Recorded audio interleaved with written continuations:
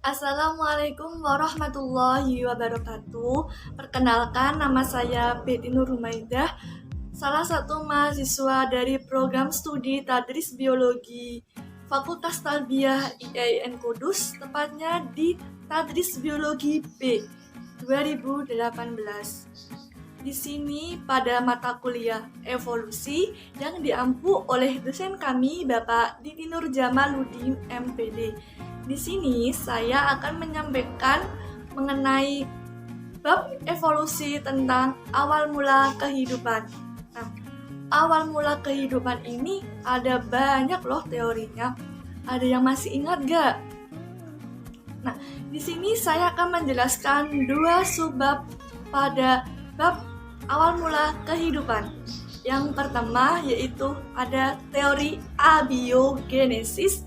Yang kedua ada teori biogenesis.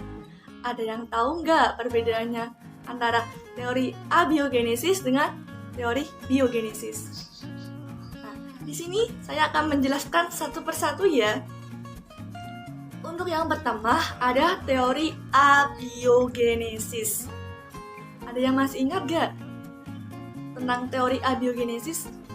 Nah, teori abiogenesis berasal dari kata yang berarti tidak dan biogenesis artinya makhluk hidup. Jadi, teori abiogenesis adalah teori yang menyatakan bahwa awal mula kehidupan berasal dari makhluk tak hidup. Nah, di sini ada dua tokoh yang menyatakan teori tentang abiogenesis. Siapa sajakah itu? Yang pertama ada ilmuwan Yunani yang bernama Aristoteles. Yang kedua ada ilmuwan Inggris yang bernama John Needham. Untuk yang pertama adalah Bapak Aristoteles, yaitu menyatakan bahwa ikan-ikan yang berada di sungai itu berasal dari lumpur. Nah, lumpur itu adalah benda tak hidup. Jadi, awal mula kehidupan menurut Bapak Aristoteles itu berasal dari benda tak hidup, yaitu berasal dari lumpur. Untuk percobaan yang kedua, yaitu Bapak Aristoteles melakukan percobaan berupa meletakkan daging di dalam toples dan dibiarkan terbuka, seperti pada gambar di samping ya. Nah, Bapak Aristoteles ini melakukan percobaan meletakkan daging di toples yang terbuka. Ditinggal beberapa hari kemudian, daging tersebut ada belatungnya.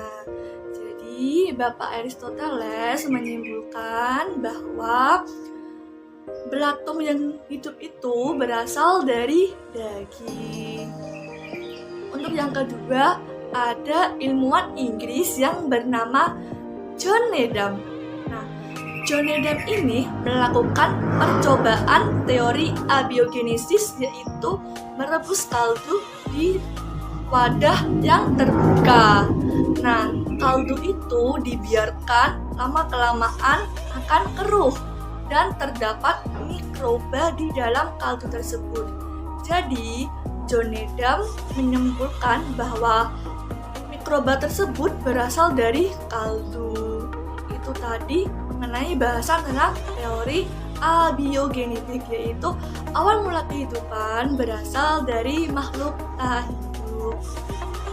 Untuk yang kedua ada teori biogenesis. Nah, kebalikan dari teori abiogenesis, biogenesis ini adalah teori yang menyatakan bahwa awal mula kehidupan berasal dari makhluk yang hidup.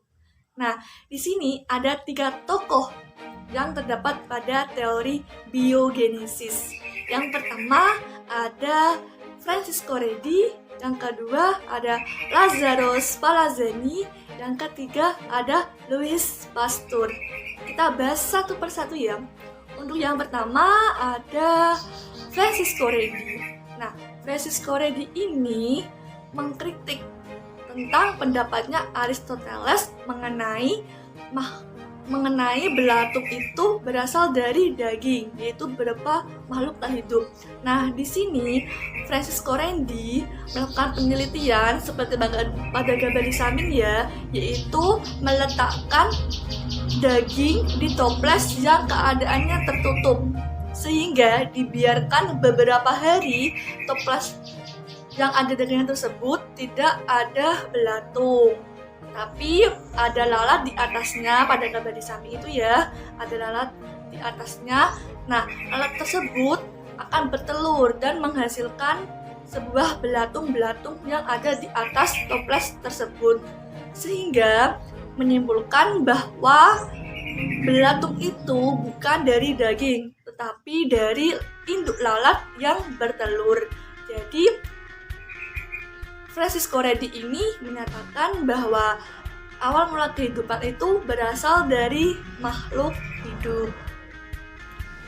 Selanjutnya, tokoh yang kedua adalah Lazzaro Spallanzani. Nah, beliau ini mematahkan teori dari John Needham, yaitu yang menyatakan bahwa kaldu yang direbus itu dibiarkan lama-kelamaan akan keruh dan terdapat mikroba. Nah, mikroba itu berasal dari kaldu. Nah, beliau, Bapak Lazzaro Spallanzani ini mematahkan teori tersebut.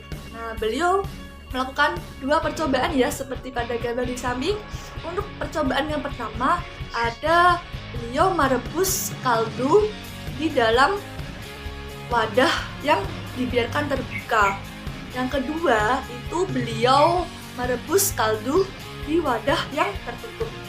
Nah, selama beberapa hari dibiarkan, kemudian beliau menyimpulkan bahwa untuk yang pertama, kaldu yang dibiarkan wadahnya terbuka itu keruh dan terdapat banyak mikroba di dalamnya.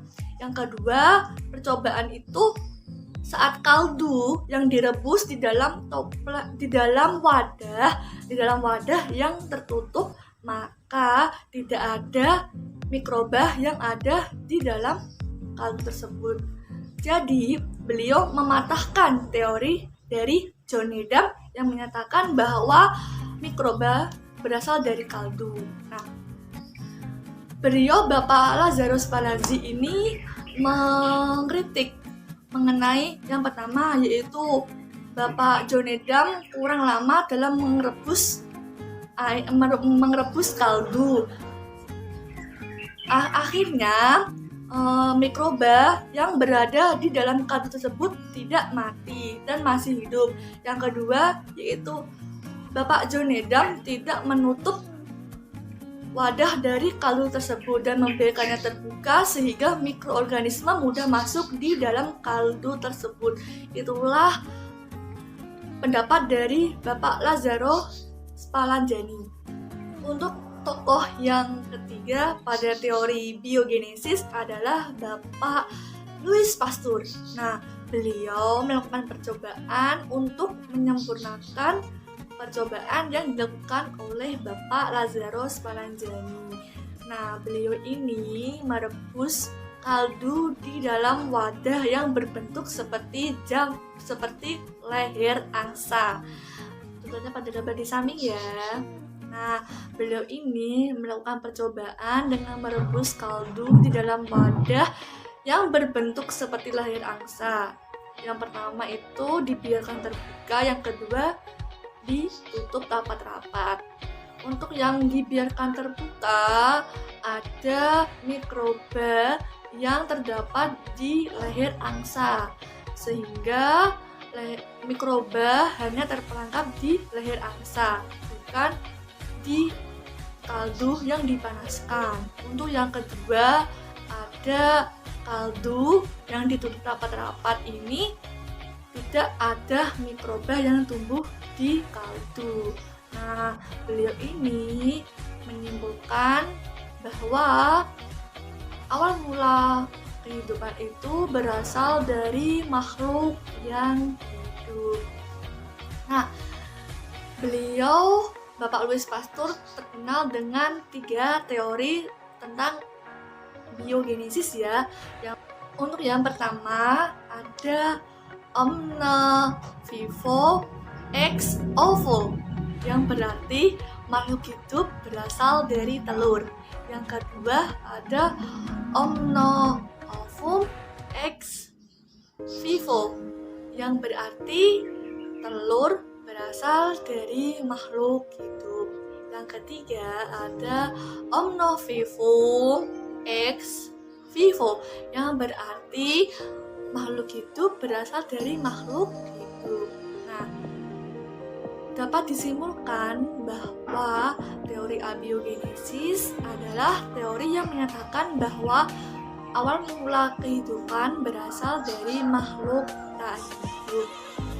Sedangkan teori biogenesis menyatakan bahwa awal mula kehidupan berasal dari makhluk hidup. Jadi berbeda ya antara teori abiogenesis dengan teori biogenesis. Demikian mengenai teori abiogenesis dan teori biogenesis yang dapat saya sampaikan. Kurang lebihnya mohon maaf. Semoga ilmu yang kita pelajari pada kali ini bermanfaat untuk kedepannya ya. Tetap semangat dan tetap jaga kesehatan. Dari saya kurang lebihnya mohon maaf. Wal afu minkum. Assalamualaikum warahmatullahi wabarakatuh.